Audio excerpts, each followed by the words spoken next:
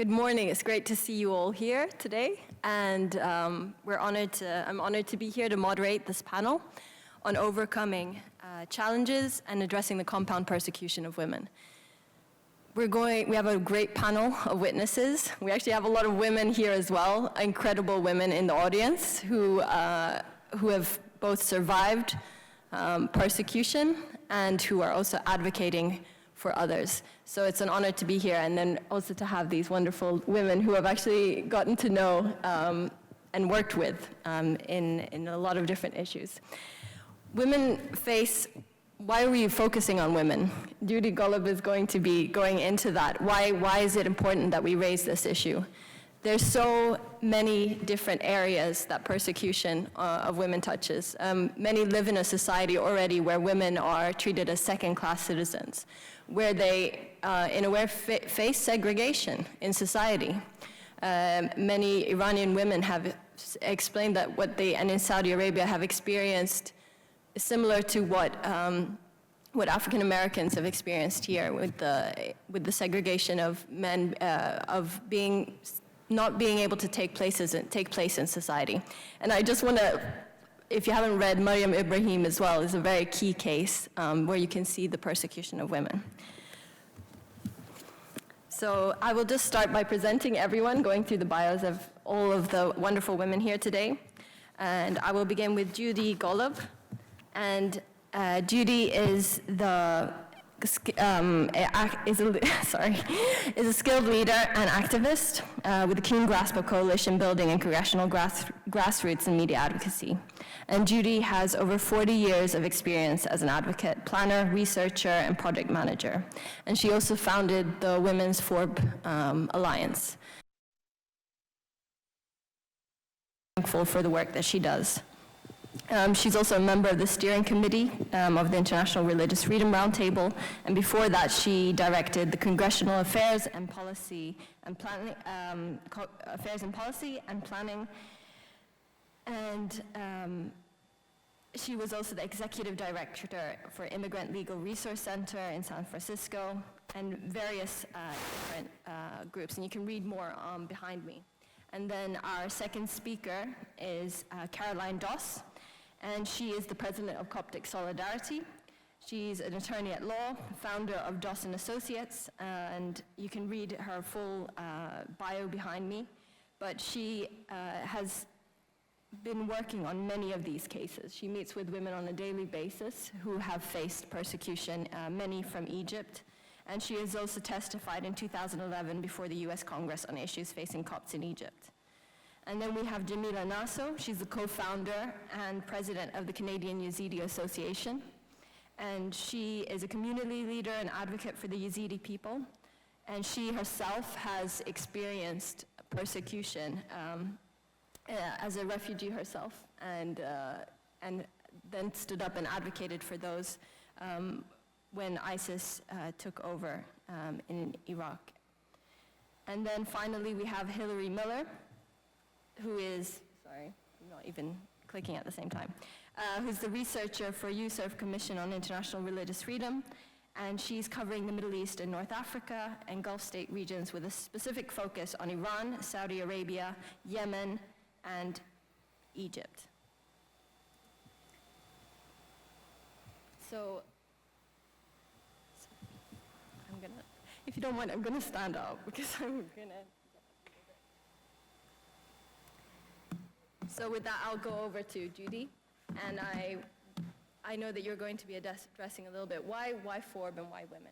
So if you could please go ahead. Thank you. So my job today, and thank you for being here. My job today. Yeah. Hear me now? Yeah. Thank you. My job today is to set the stage by discussing what compound persecution is, how it presents itself, and its impact on women, and why we need to care. So what is compound persecution? And actually, I have so much to say, I actually wrote it down. It is when religious vulnerability is heightened by existing gender and other vulnerabilities. Women and girls often face such compound persecution because of not only the religion or belief, but also gender inequality, political and economic stressors, and cultural norms that often masquerade as religious dicta. Although this persecution takes place publicly, it also is hidden inside houses and within communities.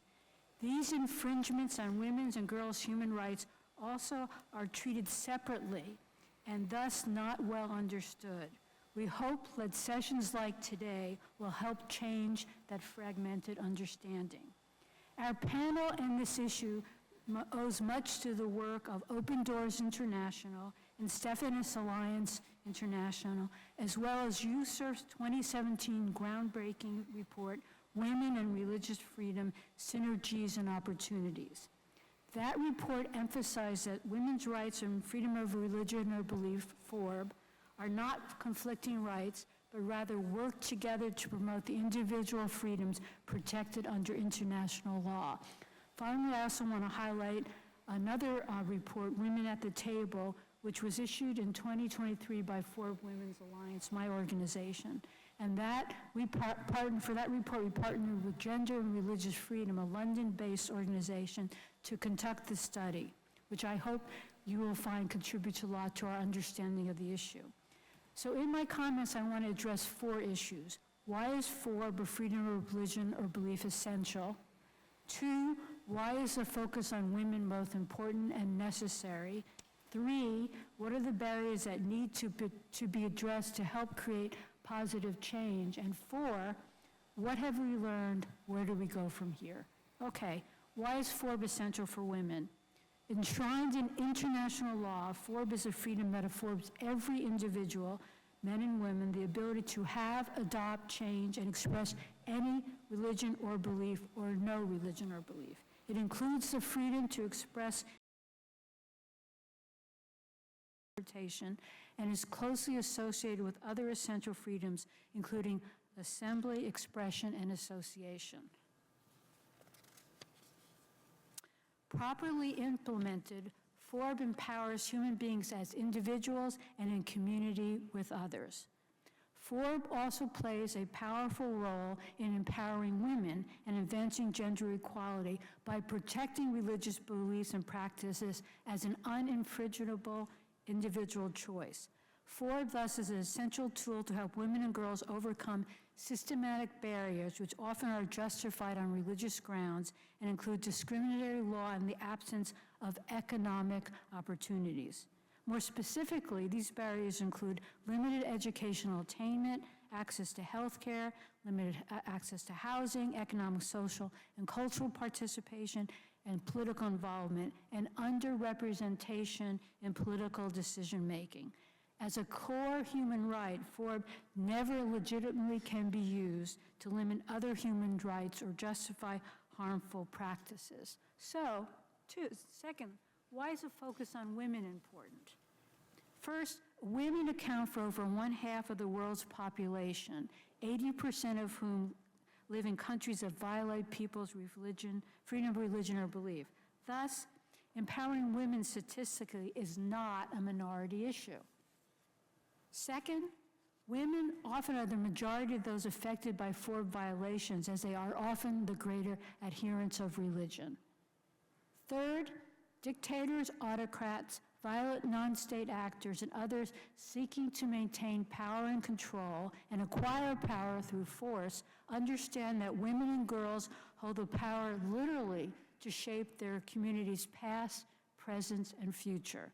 Thus, they use all the tools in their toolboxes to repress women and girls, especially those belonging to minority religious communities, often in the guise of protecting women and girls, and in the process infantilizing them. Governments and non-state actors misuse religion to police the amount of hair women can show, how they raise and educate their children, whom they can marry, and what they can do outside of the home, and even sometimes within their homes. Because of their gender and religious belief or non-beliefs, women and girls thus face both publicly and behind closed doors compound persecution and harassment, multiple deprivation, and structural violations. Third, what are the barriers that need to be addressed? I'm going to mention 6 of them here, but there are more. There is not enough recognition of the role FORB does, can, and should play. Forbes' positive role is often obscured by the misconception that religion is only a tool to repress and control people, especially women. Nothing could be further from the truth. In fact, Forbes supports the ability of individuals to understand, interpret, and manifest a religion or belief or non-belief while respecting others. Thus, properly understood, religious freedom empowers women. Government and societies that respect Forbes create a public sphere where social issues, including women's rights, can be discussed. Full respect for freedom of religion or belief enables women to interpret and publicly express their own beliefs and challenge religious justifications for violations of women's human rights. 2, there are too few relationships and collaborations between women working in Forbes and other sectors, leading to siloed and isolated networks. Yet Forbes and, for instance, women's rights are not contradictory. In fact, viewing them as such ignores the universality, indivisibility, and interdependence of human rights, which must be understood holistically. 3, because of the power of religion, governments and non-state actors use cultural and religious norms that often take the form of religious dicta to assert control. It is important to strategically, creatively, and courageously challenge these norms, policies, and practices that stand in the way of women achieving the freedom of religion or belief and related rights. 4, the stereotype that women are passive victims. In fact, as you know, women, despite compound barriers and vulnerabilities, have accomplished a great deal. They often are leaders in their communities who exhibit creativity, resilience, courage, ingenuity, and wisdom. And we will hear more about that today. 5, women's too often exclusion from power structures additionally marginalizes, undermines, understudies, and under-resources efforts to address Forbes violations committed against women and girls and limits their capacity to effectively act. Women must not be excluded from power structures, must fully participate in analyzing problems and addressing issues, and must have the authority to propose and implement solutions. Simply put, women must be at the table as we are today. 6, finally, we must recognize the dislocations and devastation caused by genocide, war, displacement, and forced migration, which puts significant barriers in the way of achieving the freedom of religion or belief and empowering women. In these cases, I believe we must double down strategically in our efforts. Finally, what have we learned? There is insufficient information available about the Forbes-related activities women and girls undertake at the local, regional, national, and international levels, the challenge they face, and their accomplishments. I believe that activists should be trained to conduct qualitative and quantitative research, including data collection and other initiatives to capture information. 2, everyone must be part of the solution. Men are needed allies in this effort, and women must be adequately resourced and given legal guarantees at the local, national, and international level. 3, collaborations are a form of empowerment and need to take place between individuals and diverse organizations working on Forbes and those working on other human rights and for social advancements. Such collaborations are key to help women achieve access to education, healthcare, economic development, and civic and political involvement. Such collaborations are both a means and an end. Working with advocates from different sectors who have different beliefs helps us to humanize and understand each other and helps us to not only more authentically promote religious freedom, but also identify points of unity for advocacy with others. 4, funders and other leaders should recognize that the future viability and vitality and health of the Forbes movement depends on their support for individuals and organizations working on women and fund accordingly. Women and girls working on Forbes-related activity, especially at the grassroots level, provide much of the movement's energy, yet their activities are inadequately resourced. 5, Forbes civil society groups and organizations, individual alliances, and networks led by women and girls, especially those working at the grassroots, have earned the right to be heard. These women leaders should be equal partners and participants in Forbes programs, policy making, and implementation. 6, and finally, since we're meeting on the Hill, here are some recommendations for the U.S. government. Increased U.S. funding for programs to support religious freedom for women and girls, including training for women Forbes activists. 2, U.S. officials should hear from and meet with women and girls here and abroad who are leaders and others who experience Forbes violations, along with allies working to promote women and girls' right to freedom of religion and belief. And finally, the U.S. should increase its efforts to press for the release of women and girls in prison for their peaceful exercise of their advocacy for religious freedom and support those targeted in other ways for their efforts to support Forbes for women and girls. I think we will learn much today, and we know that there's much to do, so let's do it together. Thank you.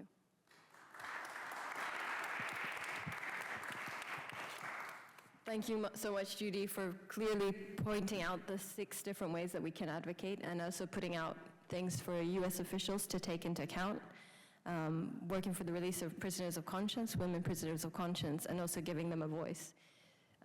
We've gone from the general or to understanding the issue, and now we're going to hear from 2 specific countries. We're going to start with Egypt and Caroline Doss, and what you guys are also doing on the ground to make the situation better, but also first highlighting what is going on, because unfortunately it's not always visible to us, how it's affecting women and what different violations they meet. Thank you, Hulda. Can everyone hear me? We're good. So yes, so I'm focusing today on Egypt and the crisis of kidnapping, human trafficking in Egypt of women. So this has definitely been a problem for the last several decades, and what we could see is it's systematic, consistent, countrywide. It's literally happening from the top to the bottom of Egypt. And unfortunately, in this type of crime, the government is basically a partner in it. You have part 1, which is the actual crime itself, the woman being kidnapped, trafficked, forced to convert, and then part 2 is what the government's reaction is. What do I mean by that? So Coptic Solidarity has done a lot of studies, but one of the last ones we did was we focused on 12 specific cases where women had disappeared and were kidnapped. 12 of them had returned. 12 had returned. But what we see is no arrests. So that's very consistent. We never see any of these criminals ever arrested. In fact, what you do see, on the other hand, is sometimes women are forced to convert and the government will issue an ID card reflecting a new religion. So that's a government action. You'll see the government failing to prosecute. That's a government inaction. You'll see the government stonewalling the family who tries to recover the victim sometimes when they learn of where she is. You'll see sometimes the government putting restraining orders on the family members, stopping them from trying to communicate with their daughter or her new family. And then, of course, if a girl is returned, there's complete radio silence after that. And that's obviously because the government is pressuring these people to stay quiet. So in the case of Egypt, unfortunately, the government, I believe, is largely responsible for what's happening. Because if this was treated as a crime, if the violence against these women, Christian women, was treated as a crime, it's really not a crime in Egypt, then you would see criminals changing their tune. For example, a little bit different, the case of Suad Thabit, the woman in 2016 who was 70 years old and stripped naked and paraded in the street by a Muslim mob. So for anyone who doesn't know, there was this big case a few years ago where this Muslim mob descended on this village and looted and burned a bunch of Christian homes. The Christians knew it was coming because all these rumors were swirling, and they begged the police for help. And the police said, well, nothing's happened yet, so don't worry about it. So they attacked this woman's house, they pull her out, they drag her through the streets, and naked. Obviously, there's videos, tons of witnesses. El-Sisi meets with the lady. Really can't get more than that, right? Meets with the lady and says, we promise justice. So you would think there's justice. So, you know, the case goes on for years, and there's reports, okay, they're gonna get prosecuted. And then in January 2023, you know, years later when you finally file the case and the, everything just, dust settles, they were acquitted. And in this upside down world, They are now suing her for defamation. I'd like to see how that one's going to turn out. But, I mean, the legal system is obviously not designed to protect Christian women in Egypt, and the crimes that are committed against them are really a religious cleansing. And without the government stepping up and actually doing what they're supposed to do, as opposed to helping the criminals, we're not going to see change in Egypt on this issue. So I think our role should be to try and put that pressure on them. I mean, Coptic Christians, the best they can do is they plea to the community by putting the kidnapping on Facebook, which is why sometimes there's periods of time where every week you'll see like a different case on Facebook, because the government is useless. So they figure if we make our plea to the world, that maybe enough pressure will allow this girl to return, which is why we do get returns. We get returns because of the pressure, not because anyone's doing their job. But that's what I feel we need to start with, educating people, letting them know what's happening, and putting the spotlight on the government. Our counterparts here in the US need to do that. And we need to keep raising awareness, because without starting with basic things like prosecution, we're not really going to get anywhere. Thank you.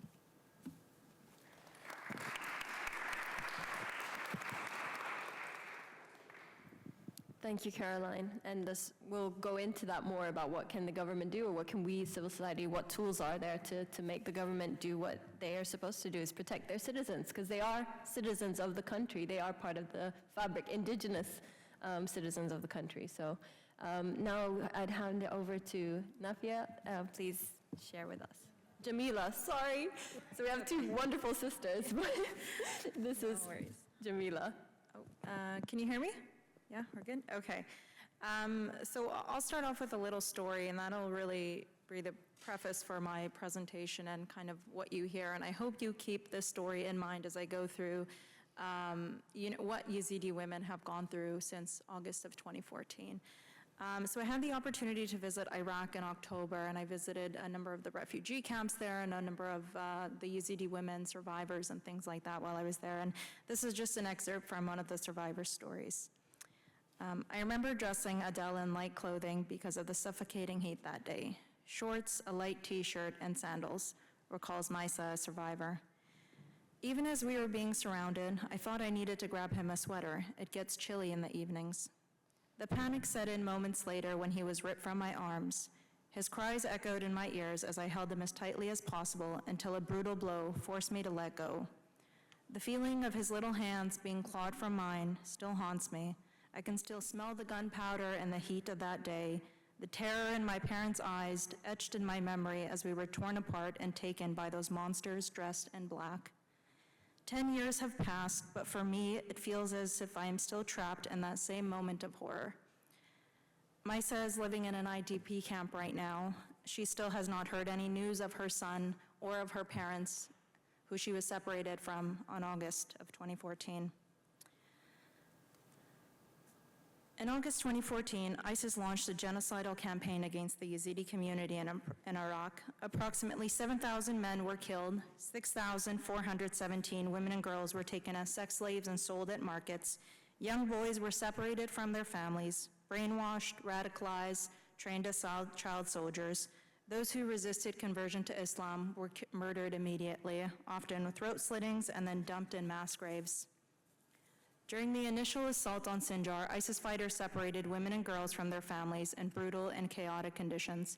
Women witnessed their husbands, fathers, brothers being executed, while they and their children were forcibly taken away. This immediate trauma laid the groundwork for the compounded persecution that followed. Women and girls were transported to various holding sites in Iraq and Syria, often kept in overcrowded and unsanitary conditions. Yazidi women and girls were dehumanized and treated as property, sold in slave markets where ISIS fighters could bid on them. Young girls, some as young as 9, especially virgins, were in high demand and fetched higher prices. They endured relentless physical and sexual abuse. They were beaten, raped, subjected to forced pregnancies. Many were repeatedly sold and traded among fighters, leading to a continuous cycle of trauma. But the violence was not just physical. It was deeply psychological, aimed at breaking their spirits and their identities. Women and girls were Coerced into converting to Islam, they were pressured to memorize Islamic prayers and practices under the threat of violence. Refusal often resulted in punishment or death, attacking their spiritual identity. The physical abuse endured by Yazidi women and girls resulted in lasting health problems. Many suffer from untreated injuries, reproductive health problems, and chronic pain. Access to comprehensive health care remains a critical need, exacerbating their suffering and hindering any chance of recovery. The psychological trauma inflicted by ISIS is profound and long-lasting. Survivors experience severe PTSD, depression, anxiety, and suicidal ideation on a daily basis. All Yazidi families have been irreparably shattered by the genocide. Survivors often return to find their loved ones missing or dead and their homes destroyed. This loss has deeply affected the social fabric of the Yazidi community. ISIS's genocidal campaign included the deliberate destruction of Yazidi religious sites, sacred texts, and cultural artifacts. This assault on their cultural heritage aimed to erase the Yazidi identity and history, adding another layer of trauma. And a decade later, to date, we have over 2,700 Yazidi women and girls still missing or in captivity. The daily realities of Yazidi women in Iraq and Syria are harrowing and demand our immediate attention. Despite the official defeat of ISIS, the horrors they inflicted continue to shape the lives of survivors. And it's also important to note that even with the US-led coalition to fight against ISIS, there was never a mandate to rescue Yazidi women and girls in any of that. So as Western countries were fighting ISIS, there was never a mandate to then rescue the Yazidi women and girls and other religious persecuted minorities who were in captivity at the time.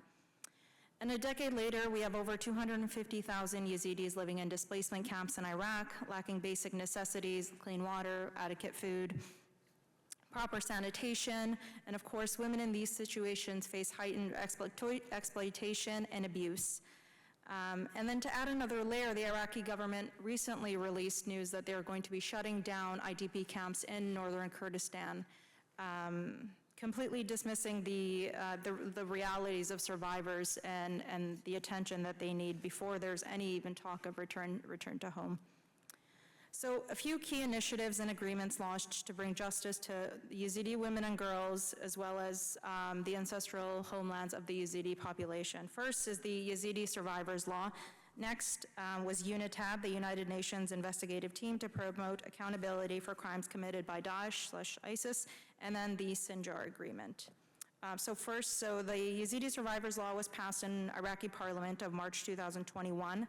The law provides reparations and support for female survivors of ISIS. It offers financial compensation, psychological support, and measures to facilitate their reintegration. However, the implementation of the law has faced bureaucratic delays and insufficient funding, with less than 27% of eligible survivors receiving support. And next, UNITAD. So established in 2017, UNITAD supports the efforts to hold ISIS accountable by collecting and preserving evidence of crimes committed in Iraq. But despite the strides in documenting atrocities, UNITAD's mandate ends in September of 2024, posing a risk to ongoing efforts for justice. ISIS left countless mass graves behind. UNITAD has contributed to the exhumation of dozens of mass graves. However, reports indicate that around 24 mass graves related to crimes against the Yazidis remain unexhumed. And the process of identifying victims and ensuring proper burial is complex and very slow.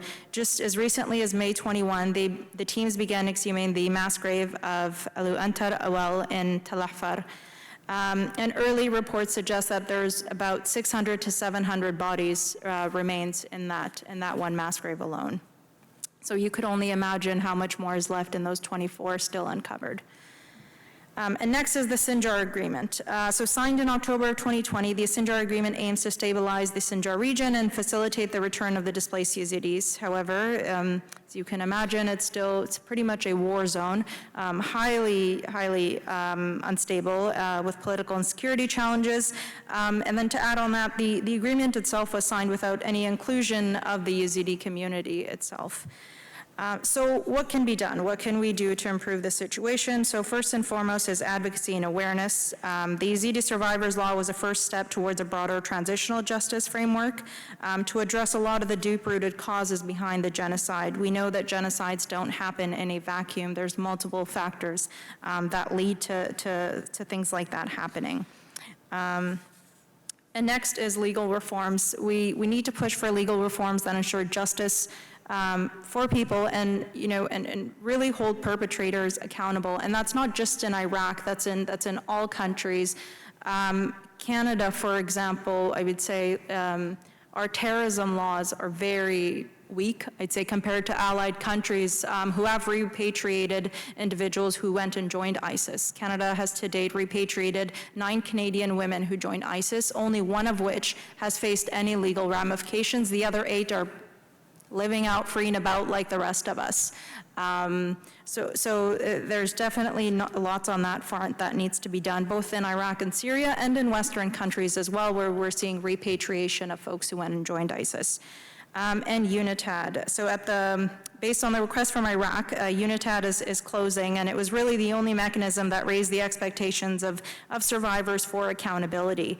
Evidence collected needs to be transferred to safe and secure location, accessible to third states involved in investigating and prosecuting ISIS, and Iraqi authorities can access this data once Iraq enacts legislation criminalizing fundamental international crimes, conducts trials in line with international standards, and of course rebuilds trust with the communities affected.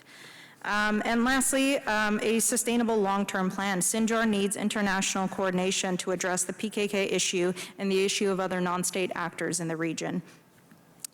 The security of Sinjar should be a priority with depoliticized structure that integrates local forces, and of course it needs to have the Yazidi community also involved in that peace process in order for sustainable peace to actually occur in that region. And just to conclude, as we mark the 10-year anniversary of the genocide, this milestone serves as a reminder of both human fragility and resilience, especially as we talk about women and girls and what they've been through and how they live their lives every day continuously. So really translating into tangible action what we talk about across the board and anything that we do, and ensuring that the horrors endured by the Yazidis and other persecuted minorities are not only remembered, but that they receive justice, support, and security they deserve. Thank you.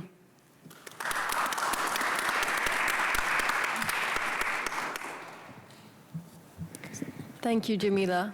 And I think I hope everyone was taking notes, because there's some key things we need to follow up on. And it's really sad that 10 years, soon 10 years after, and there's still, first of all, the women they're still missing, and it's not a priority to rescue them, and that has to be a priority. And then also, the importance of continuing the collection and preserving of evidence. And then also what you were mentioning about the bureaucratic delays, anyways, it will be interesting to keep talking about that, how we have civil society who is super energetic, super active, and getting, in reality, it feels like civil society should be the ones who should be funded, or there should be a collaboration there somewhere. Because the initiative, as we hear now, both from Caroline and you, it's coming from civil society, because you are the ones who are suffering.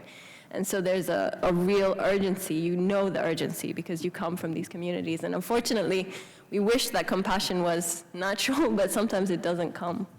So so thank you for bringing all of this to light. Sorry for taking a little bit of time there, but we're now going to move over to Hilary Miller, who's the USURF USURF researcher. And I really look forward to hearing from you. And you've done so much rigorous work and really helped amplify a lot of the work that we do to bring it to the attention, because USURF does reach a large audience. I know I'm from Sweden, and they read your reports, so that's one country at least. I know there are many, many more, and a lot of policymakers. So. Terrific, thank you. Can everyone hear me? Great. So good morning, everyone, and before I begin, I just want to thank Coptic Solidarity for convening this really important policy day, and also a special thank you to Hulda for facilitating our panel and doing all the excellent and necessary prep work in advance. It truly is a pleasure to be here this morning with my esteemed co-panelists, each of whom are fierce defenders of religious freedom, not only for Coptic women, but also for all vulnerable religious groups in Egypt and around the world. My name is Hillary Miller, and I cover Egypt as part of the professional staff at the United States Commission on International Religious Freedom, or USCIRF. As Vice Chair Yulin explained just before our panel, USCIRF is an independent, bipartisan commission mandated by Congress to monitor religious freedom conditions abroad. We inform and advise Congress and the Biden administration on how to better protect freedom of religion and belief internationally. Just over a year ago, in May 2023, I had the opportunity to travel with USCIRF to Egypt to assess religious freedom conditions. While there, I spoke with a range of stakeholders from among Copts of several denominations, including civil society leaders, elected officials, clergy, and lawyers. These conversations were of tremendous value. They provided direct insight into contemporary Coptic life, including areas of progress. And at the same time, we recognized the need for more in-depth conversation about the continued and multi-layered pressures faced by Coptic women and girls throughout the country. Article 18 of the Universal Declaration of Human Rights, which guides USCIRF's reporting and analysis, guarantees freedom of religion or belief for all people. However, when it comes to Copts, and as we're discussing today, Coptic women and girls, Egypt has not consistently protected these freedoms. Coptic women, as both a religious and a gender minority, face overlapping marginalization and are at particular risk with regards to the equal protection of their freedom of religion or belief. As USCIRF concluded in our 2024 annual report, published just last month, and I have a copy with me here today and a few others if you're interested in taking a look later, Egypt's restrictions on Copts and other religious minorities remain systematic and ongoing. For this reason, we renewed our recommendation that the Secretary of State place Egypt on the State Department's special watch list. Throughout the years, USCIRF reports have documented the various ways in which Coptic women, both young and old, and from both urban and rural regions, are uniquely vulnerable to discrimination and various threats. And while the plight of Coptic women has already been powerfully conveyed this morning, especially by Caroline, it bears repeating that Coptic women face multiple pressures rooted in gender-specific religious persecution. So today, my remarks will focus on what these overlapping pressures look like, specifically for Coptic women and girls throughout Egypt. But I'd first like to acknowledge that women in other countries throughout the MENA region also face double persecution on the basis of religion and gender. In Iran, women are arrested, beaten, and brutalized for the crime of defying the regime's mandatory hijab law. In Yemen, especially in Houthi-controlled areas, women's general autonomy is under assault as authorities continue to impose its restrictive mahram, or male escort requirement. And in Saudi Arabia, the male guardianship system continues to position women as legal minors for life, citing religious concepts as the explicit justification for this system. Saudi women continue to face discrimination related to practices of marriage, divorce, child custody, and inheritance.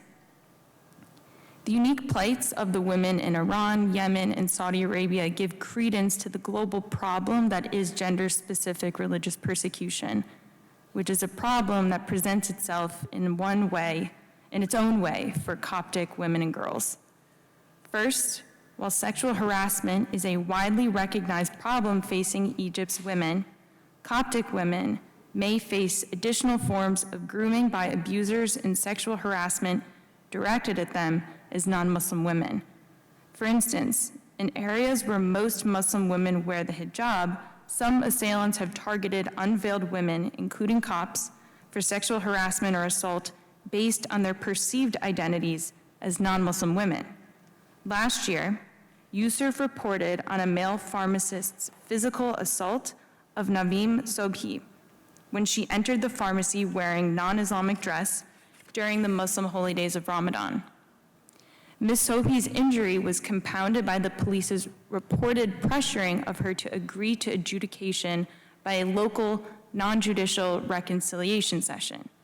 As with all such sessions, which bring together the victim and assailant for community mediation in lieu of criminal justice in a court of law, Ms. Sobhi was obliged to stand near her attacker and reconcile with him, doubly victimizing her as a Copt and a woman, and denying her a just remedy for her assault to which she is entitled under international law. Additionally, ongoing social and legal disenfranchisement of religious minorities and the social stigma around cross-religion marriages mean that Coptic women's disappearances, reported marriages to Muslim men, and related to conversions to Islam are continual sources of concern for many Coptic families and communities. Coptic families have consistently reported local police and other authorities' reluctance or refusal to undertake investigations into young women's disappearances, including refusing to explore potential evidence of abduction or coercion. This refusal denies Coptic women equal protection under the law on account of their gender and religious identity. Coptic women of all marital statuses and age face other forms of abuse in society. Yusuf's 2024 annual report commented on the increase in rural villagers' financial exploitation of Coptic widows, which involves requiring conversion to Islam in exchange for debt forgiveness. We also reported on the January 2023 decision, which was referenced by Caroline moments ago, by the highest court in the country to reject the appeals of Suad Dabet, a Coptic woman in her 70s, against her alleged assailants. The court's decision, in effect, upheld the acquittal of the 3 Muslim male defendants who, in 2016, allegedly publicly stripped, beat, and dragged Ms. Dabet in retaliation for her son's purported relationship with a Muslim woman. The consequential message is that Egypt's judicial system has contributed in part to the culture of impunity for such acts of aggression against Coptic women. The compounding psychological toll of violence and the government's failure to hold perpetrators to account underscore why many Coptic women, especially in rural areas, may fear attacks doubly targeting them as Christian and women. Matters of personal status, including marriage, divorce, and inheritance, have also posed restrictions on Coptic women as both women and religious minorities. Egyptian interpretations of Sharia inform the current personal status laws applicable to the Muslim majority. Although in recent years, Jews and Christians, including Copts of any denomination, may in theory adhere to their own personal status laws, courts have not always been consistent in appropriately applying these laws. For example, some courts have failed to apply Christian inheritance standards, which do not make a distinction between male and female potential heirs, to Coptic women. These courts have instead applied Sharia-based personal status laws, denying Coptic women of inheritance shares equal to those of their brothers or other male relatives. In 2023, Yusuf published a report on family law and personal status in Egypt and other Middle Eastern and North Africa countries. The report praised Egypt's passage of a 2017 law guaranteeing the right for women to receive their legal inheritance rights, and on the historic 2019 Court of Appeals decision in favor of the Coptic Orthodox female plaintiff, believed to be the first such successful application of non-Muslim inheritance law in Egypt's modern history. Despite these promising steps, however, personal status law, reform, and consistent legal enforcement of these laws remain crucial areas of improvement from the perspective of not only Coptic women, but their larger family networks comprising the Coptic community. Last year, President el-Sisi's administration solicited draft personal status laws from representatives of the Coptic Orthodox, Evangelical, Catholic, and Anglican churches. The government has yet to take further action on these drafts, which currently remain stuck in Parliament. To conclude, Egypt has taken many steps toward improving women's health, education, and financial prospects. And so in continuing this progress, the government must ensure that all women, in particular Coptic women, benefit from these programs and enjoy equal protection under the law. Recognition of Coptic women's specific needs is an additional and critical step Egypt can take toward protection of the freedom of religion belief for all women and girls. Thank you again for having you serve today, both with Vice Chair Euland and with myself on this panel, and I look forward to our conversation.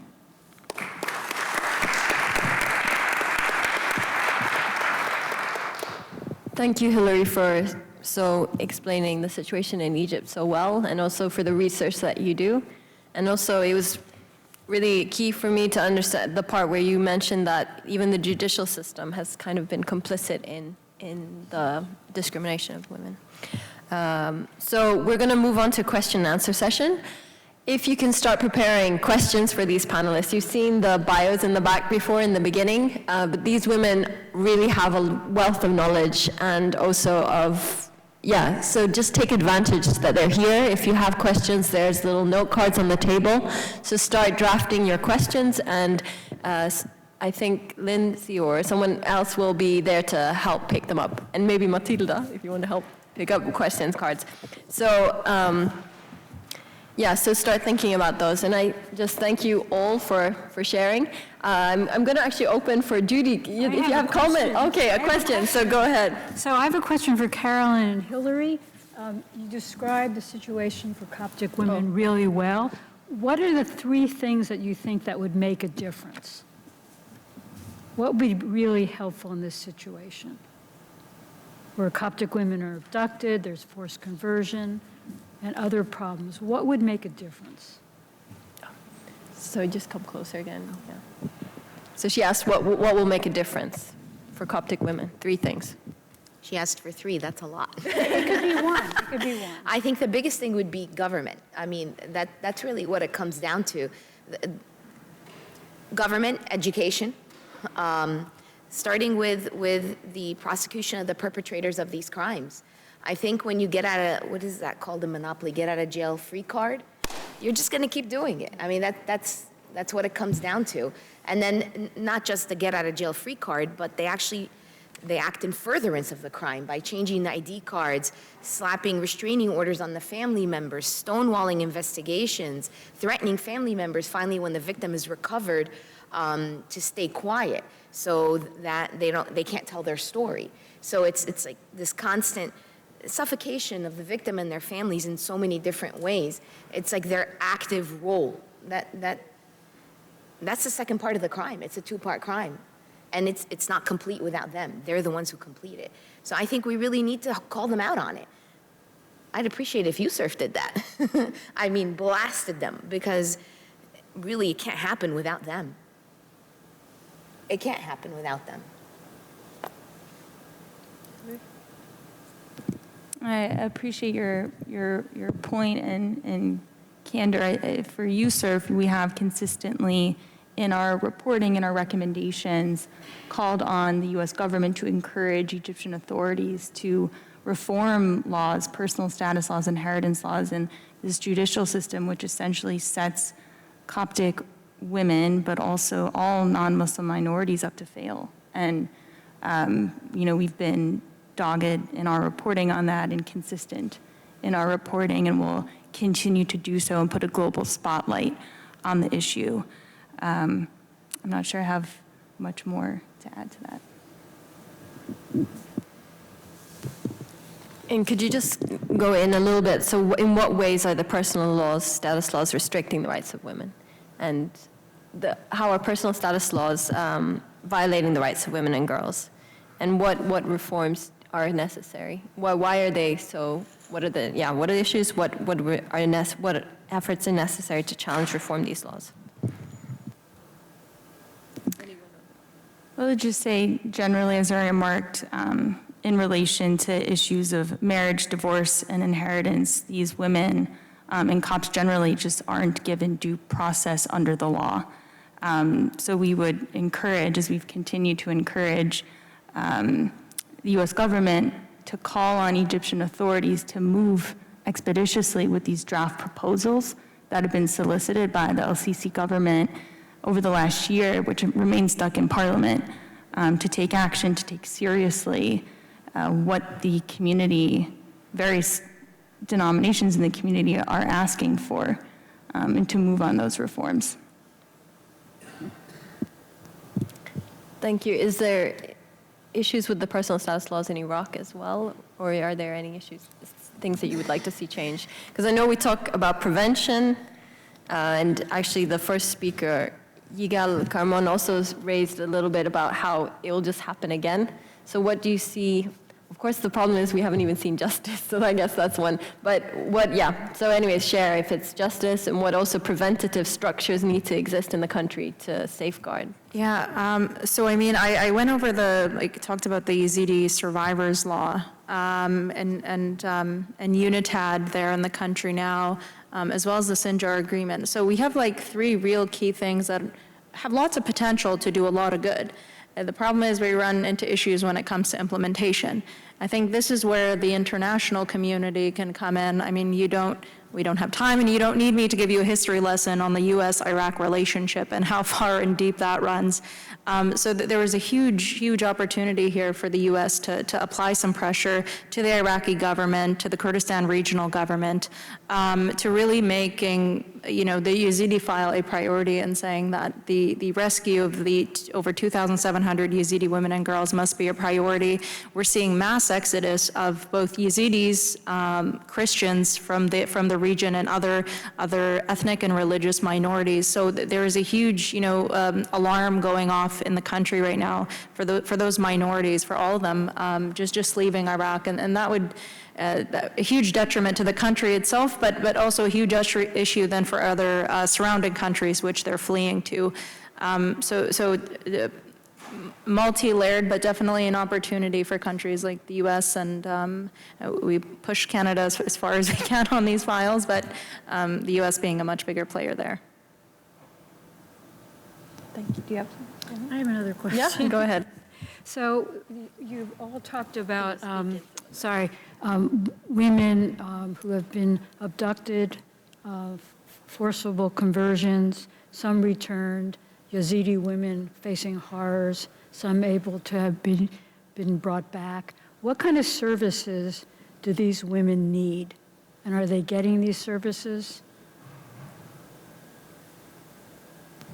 The very quick answer is no. So before even that region, so we had the Syrian civil war, right? That was kind of completely destabilized that region, and then we had ISIS in 2014. So we had millions and millions of people in refugee camps and IDP camps, and then of course we had the situation with ISIS against the Yazidi community in particular. So even to date, Yazidis are kept in segregated IDP and refugee camps for their own safety from other Muslim refugee populations who target them. So there's that piece of it. And in terms of services and stuff like that, a lot of funding from international organizations and folks working on the ground there, usually it's 5-year intervals of funding. So once that 5 years up, it goes before different bodies and says funding approved or renewed, and usually it stops at that 5-year mark. And we know we're 10 years in now, and we might as well be at day one. I mean, you heard a small bit of Maisa's story. She's one of thousands of women who are really still stuck in August 3rd of 2014, and really zero access to that psychological support that's needed, but also the physical. A lot of them, being raped multiply has left their bodies in horrible conditions, and a lot that needs to be addressed there, even from a physical perspective. What about Coptic women? Not that I'm aware of. I don't think there's anything out there that provides support for the healing or the aftermath. Obviously, I'm sure there's, some local assistance through the church and things like that, but officially, there's no aid. There's no recognition. It's as if it never happened, as far as the government is concerned. So, no. Okay, we have one audience question, and then I'll go back to the kind of accountability and how we can get the government. So this is from Dola Andraus, and she says, is the church playing, and I'm assuming this is the Coptic church, is the church playing a role in the persecution of Christian women by being so submissive to the government, or would that be blaming the victim? It's a bit of a, yeah, I'll read it again. Second part of the question. Yeah, so they're asking, the person sees that as, is the church being submissive to the government, or are they playing a role in the persecution of Christian women, is what they're saying, by being submissive to the government? So it's a bit of a leading. I don't know, would you say, is there, within Egypt, how would you say, is the Coptic church or the churches in general speaking up about this issue in the country? So is the church playing a role in the persecution? I would say no. There was a comment that the Pope made, I think it was in April 2022, during one of his lectures, where he said that the government, I'm just summarizing, should respond or should hold people accountable for what's happening. And he very delicately said, you guys need to take responsibility here. So, and you have to understand, they're a minority, and they're not in control. So while they are submissive, it's probably because they need to survive. They need to survive. And the government is controlled by them. As you could see, Christians don't really hold any positions of power in Egypt. A couple of years ago, 99 new judges, female, were all appointed by the government, not one Christian. So you have all these new positions opening up, and consistently you see 99% of them, 98% of them going to Muslims. Christians don't hold power positions in Egypt, so they're not in a position to push back, demand rights, because if they did, I think things would be even worse for them. The prior Pope, Pope Shenouda, someone probably correct me if I'm wrong, wasn't he on house arrest for a few years very early on in his papacy, right, in early 70s, Pope Shenouda, right, because he was a little too vocal. So there's no option. They'll put your leader in detention. Within your countries, are there any allies in the majority? And are they willing to stick their neck out? Or, I mean, I know there's a lot of successful business people within Egypt. Egypt is a big tourism country. There are some Coptic businessmen or Christian businessmen, but there's also, do you see any allies, I mean, for all of you, are there allies within the majority who would be willing to raise these issues, or why, and why, if not, why not? And of course, I guess it's kind of a leading question because we know why. But anyways, just share me, why are there any allies can you see from the majority within the country for the rights of Copts, or who are willing to speak out? And I actually can't answer that question. oh yeah, because okay, why? Yeah, explain why you cannot answer it. I actually really don't know. Okay. There's limits, you Yeah. know, and then, you see how the government reacts right now when anyone speaks out. There's tens of thousands of people who are detained for just making, comments about things like the economy. Professors arrested for things like that. So there's a severe limitation on freedom of speech. So advocacy really isn't much of an option within the country. So this is why we do things like this outside of Egypt. I think people in that situation are very limited in what we can do, which is why I say, I really don't know. I haven't seen it. Anyone else wants to? In terms of allies, Nafia will speak about this tomorrow, but we've definitely built some interesting and different allies in Canada in terms of raising the issue of the Yazidi file abroad in diasporic communities. But in terms of in Iraq, the first speaker spoke about the ideology of Islamic extremism and terrorism. That is a deeply seated cancer in that region of the world, that until we really address that ideology, there will be no real allies from the majority population. And until we can kind of address that and come to terms with that, I don't think there's much room, because yesterday it was Al-Qaeda, today is ISIS, and tomorrow it will be a different branded name, right? So I think until we can get to the root of that ideology and solve that issue, I don't think there will be lasting partnerships and that sustainability, I think, that groups in that region are looking for. And it's not, just for the Yazidis, it's obviously across the world, as we've talked about. Thank you. I would just add, and this is not to downplay the real significant issues of religious freedom that we're speaking about in Egypt today. One of the key takeaways that we gleaned from our trip last May was that the economic situation, the political situation in Egypt right now is so precarious and so unstable that the context right now doesn't necessarily allow for allies to voice as much intense concern as they would, meaning the priority issue now is like economic stability and can people afford, what they need to get by. Again, that's not to downplay the severe, significant religious freedom issues, but just to broaden the scope of the context that we're operating in.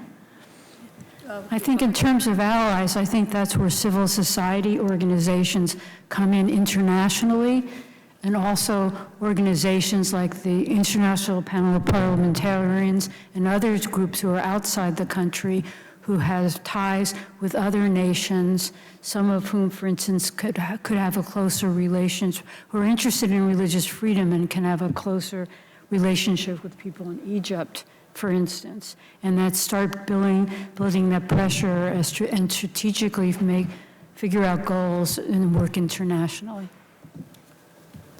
So building on that, we had a very fitting question from Michael Rizek here, and his question is as follows: is there an opportunity for a broader coalition of women to come together across these parts of the world to bring persecution of women to the international body for greater exposure?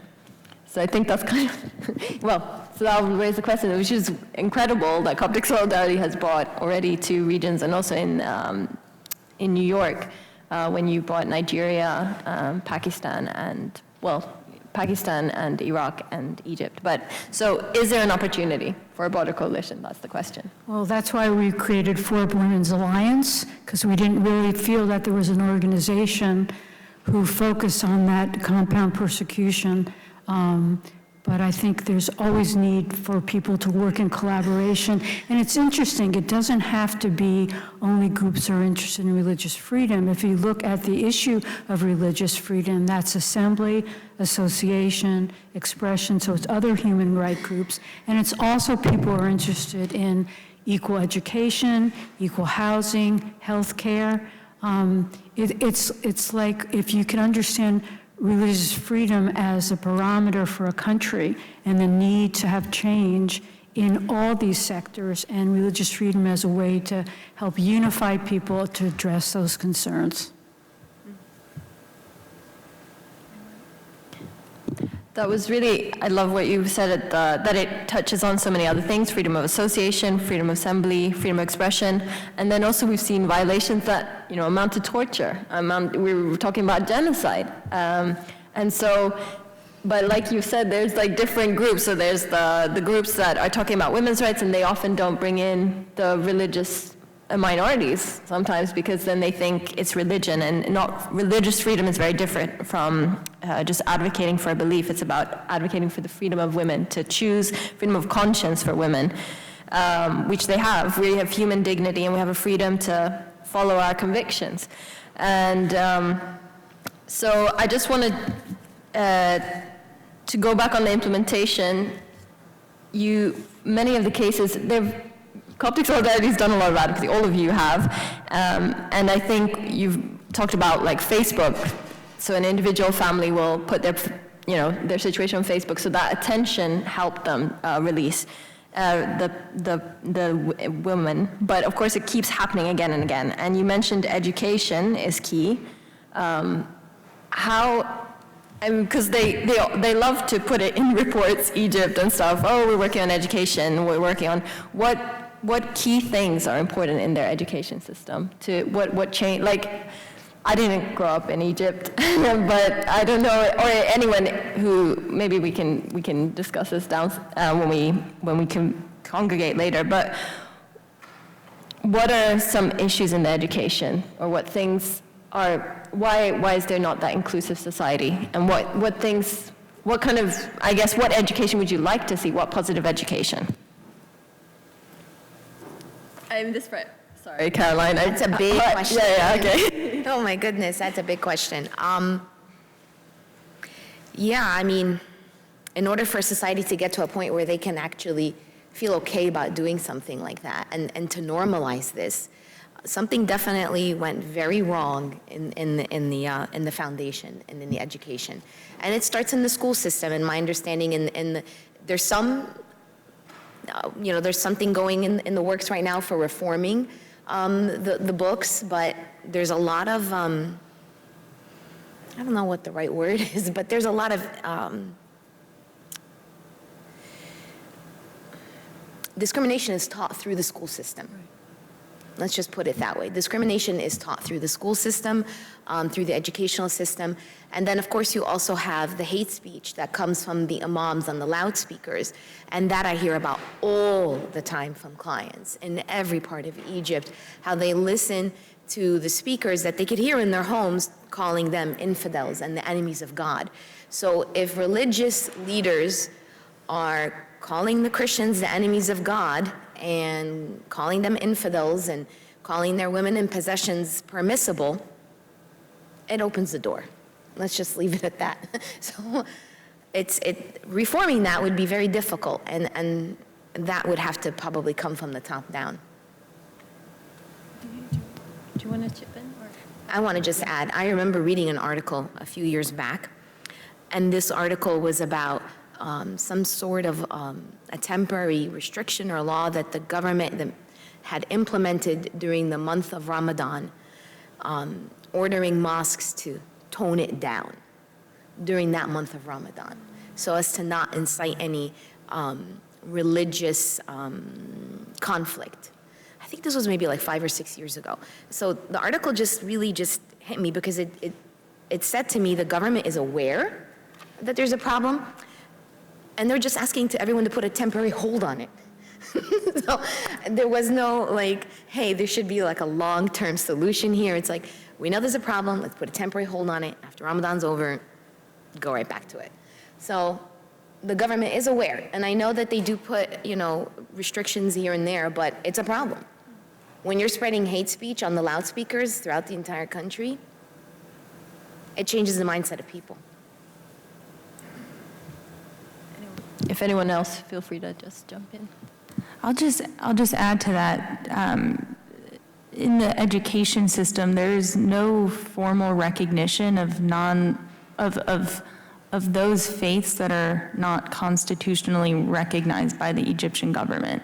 So there is no mention of Baha'is in Egypt and their history in Egypt. There is no mention of Jehovah's Witnesses in Egypt. And again, it's a testament to the fact that while the LCC government and just the Egyptian government generally will try to waive areas of reforms as in a cosmetic approach to its demonstration globally of religious freedom progress. In actuality, there remain systematic barriers that discriminate against religious minorities, even those that are recognized by the Constitution, like Christian Copts. Thank you. So now I'm going to move on to another audience question from Scott Morgan. And he is asking, have the cops been contacted by the relevant UN special rapporteurs regarding the situation on the ground? So I guess that's the question. Lindsay can probably answer I think you have contacted them, which is great. And I've seen the report that Coptic Solidarity actually submitted, Jihad of the Womb, that was actually submitted into the UN system. And now I'm going to speak out of turn, but I know that Jubilee Campaign Coptic Solidarity had a joint parallel event at the UN in New York with the Special Rapporteur on Contemporary Forms of Slavery, because forced marriage can be a form of slavery. And they've delivered a lot of statements on Pakistan, but they haven't delivered any or communications on Egypt. When we talked with them about Pakistan, the reason that they have on releasing is that they see state complicity in so it's not only if there's like, militant groups or whatever. So I think getting information regarding, because that's why I was very interested when Yusuf mentioned that the judiciary is somehow supporting or hampering access to justice. And that's quite serious. So that's interesting. But yeah, no, they have not contacted or reached out. So I guess we can put that on record. Any other questions? While we wait for some more, I'm just going to, I was looking at, here. So we have, and I hope I read this right, Ilaria Isak said, you mentioned that educational reform must come from the top down.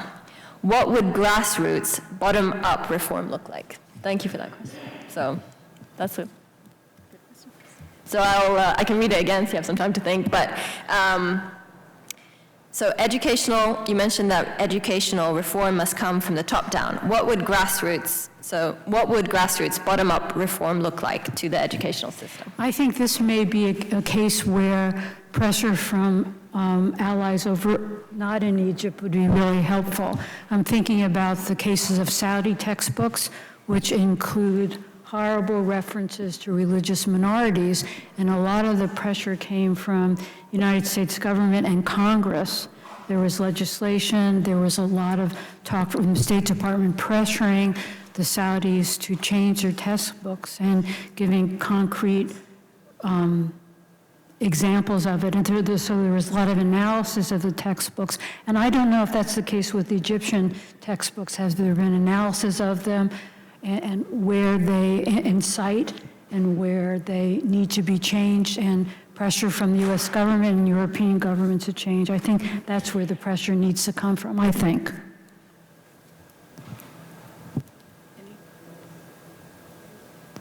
Yeah, my understanding is there definitely needs to be textbook reform, and there has been different campaigns around that. It's been a while since I've gone through it, but I do remember periods of time where people were pulling out from textbooks quotes that basically attacked Christians or, discriminated against them at the very least. And I do speak to clients all the time who went through the educational system in Egypt, and they weren't too happy about it. So if it's not in the textbooks, unfortunately, the teachers are sometimes very abusive, forcing students to wear hijab in the class, even if they're not Muslim, insulting Christians. So I've heard so many different stories from students about how they were abused going through the system. So textbooks are an issue, and then the way teachers treat them are a whole nother issue. But definitely there should be some reform on that level, because that's where it begins. And I think the question was grassroots, right? Yeah. Grassroots, can you really do it in Egypt? Can you really make it happen without changing your location to the local detention center? I don't know. That's really the problem. And that's why we rely on a lot of advocacy work outside the US. And that's why I think conferences like these are really important, because when we flush these issues out, bring them out, and force the government to change, I think it's safer to do it from the outside, externally, than it is on the inside. I don't really see any organizations picking up that challenge.